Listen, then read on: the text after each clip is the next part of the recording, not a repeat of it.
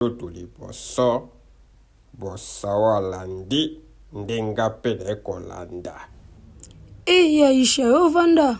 Nkuli bongisela Aisha chambre biso toko banda kolala na salon. Wena mbetu te atolala neto kwa. Nkuli awa Aisha ye zala nzinga pona luka mutu akotinda soki azolamba. Nkuli, lelo zane sengote?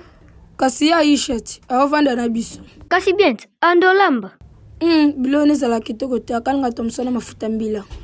Ebo chaque jour ando kalinga ka Thompson. Bien te suto atinda. Kuli lutu, kuli sani, kuli liboka pilipili, kuli nzeta fufu. Ndeti juana lamba lukaya bapambe. Me atinda nga kesombele mungwa.